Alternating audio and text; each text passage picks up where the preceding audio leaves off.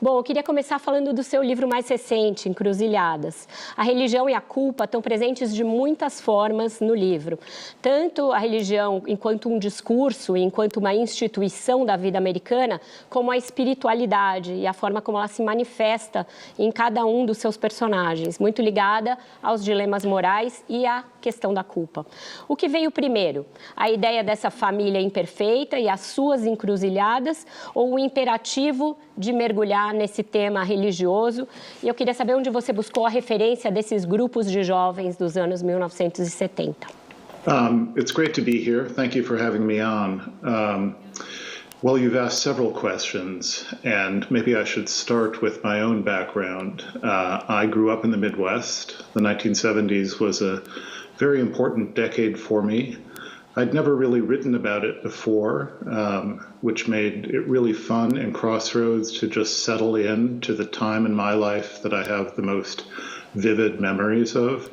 And a lot of those memories had to do with the church that my parents belonged to. So I was raised in a liberal Christian tradition, and for 6 years I was in a youth group associated with that. And it was an amazing time to be in a liberal Christian youth group, because we were getting the tail end of the 60s. We were, all of that sort of social tumult was playing itself out in the context of a sort of religious group. It wasn't very religious. It was as much a social work group as it was a Christian group.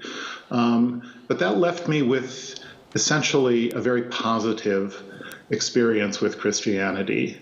And the subsequent 50 years in the United States, Christianity has become worse than unfashionable. It's become almost a dirty word for people of my politics. And it was, I did see a chance in this book to help us remember what it was like when Christianity was at the social forefront, was opposing war, was protesting for civil rights.